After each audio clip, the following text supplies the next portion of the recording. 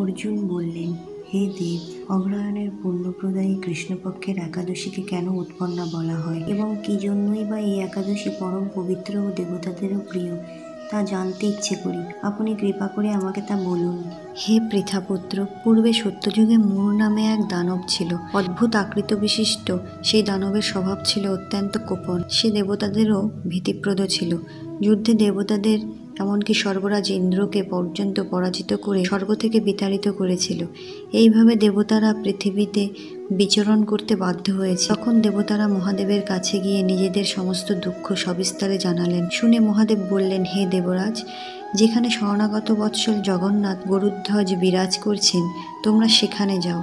তিনি আশ্রিতদের পরিত্রাণকারী, তিনি নিশ্চয়ই তোমাদের মঙ্গল বিধান করবেন। দেবাদিদেবের কথা মতো দেবরাজ ইন্দ্র দেবতাদের নিয়ে ক্ষীর সমুদ্রের তীরে গমন করলেন। জলে শায়িত শ্রীবিষ্ণুকে দর্শন করে দেবতারা হাত জোর করে তার স্তব করতে লাগলেন। স্তুতির মাধ্যমে নিজ নিজ দৈন্য ও দুঃখের কথা তারা ভগবানকে জানালেন। ইন্দ্রের কথা শুনে ভগবান নারায়ণ বললেন, হে ইন্দ্র, সেই মূঢ় দানব কিরকম, সে কেমন শক্তিশালী, তা আমায় বলো। ইন্দ্র বললেন, হে ভগবান, প্রাচীনকালে ব্রহ্মবংশে তালজঙ্ঘা নামে এক অতি পরাক্রমী অসুর ছিল। তারই পুত্র সেই মূঢ় অত্যন্ত বলশালী, ভীষণ উৎকট ও দেবতাদেরও ভয় উৎপাদনকারী।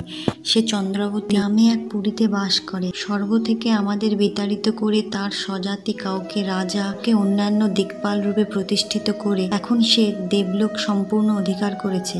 তার প্রবল প্রতাপে আজ আমরা পৃথিবীতে বিচরণ করছি। ইন্দ্রের কথা শুনে ভগবান দেবদ্রোহীদের প্রতি অত্যন্ত ক্রোধান্বিত হলেন।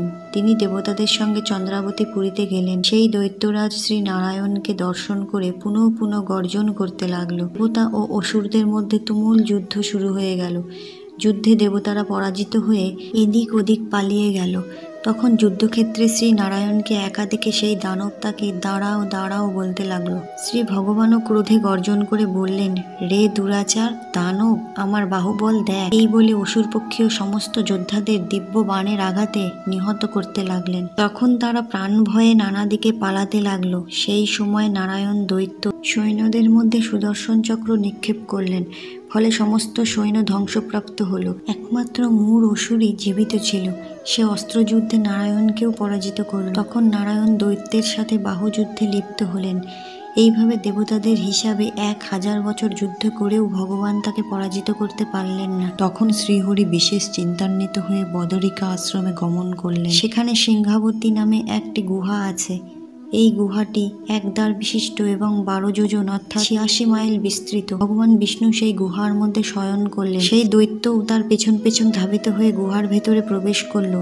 সে বিষ্ণুকে নিদ্রিত বুঝতে পারল। অত্যন্ত আনন্দিত হয়ে ভাবতে লাগলো, আমার সাথে যুদ্ধে পরাজিত হয়ে বিষ্ণু এখানে গোপনে শুয়ে আছে, আমি এখন তাকে অবশ্যই বধ করব। দানবের এইরকম চিন্তার সঙ্গে সঙ্গে শ্রীবিষ্ণুর শরীর থেকে একটি কন্যা উৎপন্ন হলো। এই কন্যাই উৎপন্না একাদশী।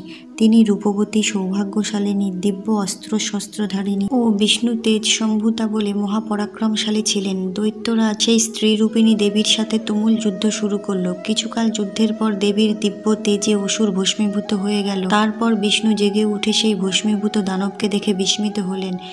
এক দিব্যকন্যাকে তার পাশে হাত জোর করে দাঁড়িয়ে থাকতে দেখলেন। শ্রী বিষ্ণু বললেন, হে মহাপরাক্রান্ত উগ্রমূর্তি, এই মূঢ় দানবকে কে বধ করলো? যিনি একে হত্যা করেছে তিনি নিশ্চয়ই প্রশংসনীয় কর্ম করেছে। সেই কন্যা বললেন, হে প্রভু, আমি আপনার শরীর থেকে উৎপন্ন হয়েছি। আপনি যখন ঘুমিয়েছিলেন তখন এই দানব আপনাকে বধ করতে চেয়েছে, দেখে আমি তাকে বধ করেছি।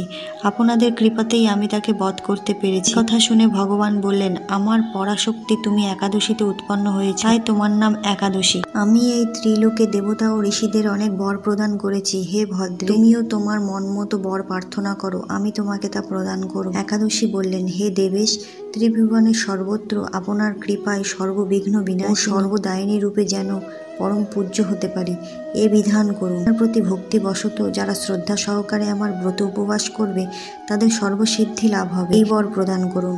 বিষ্ণু বললেন, হে কল্যাণী, তাই হোক। কন্যা নামে প্রসিদ্ধ তোমার ব্রত পালনকারীরা সমস্ত ইচ্ছা পূর্ণ হবে। তুমি তাদের সকল মনোবাসনা পূর্ণ করবে, এতে কোনো সন্দেহ নেই। তোমাকে আমার শক্তি বলে মনে করি, তাই তোমার ব্রত পালনকারী সকলে আমারই পূজা করবে। এর ফলে তারা মুক্তি লাভ করবে। তুমি হরিপ্রিয়া নামে জগতে বিখ্যাত হবে। তুমি ব্রত পালনকারীর শত্রু বিনাশ, পরম গতি দান, সর্বসিদ্ধি প্রদান করতে সমর্থ হবে। ভগবান বিষ্ণু এভাবে উৎপন্না একাদশীকে বরদান করে অন্তর্নিহিত হলেন। সমস্ত ব্রতকারী দিবারাত্রি ভক্তিপরায়ণ হয়ে এই উৎপন্না একাদশীর উৎপত্তির কথা শ্রবণ কীর্তন করলে শ্রীহরির আশীর্বাদে লাভে ধন্য হবেন।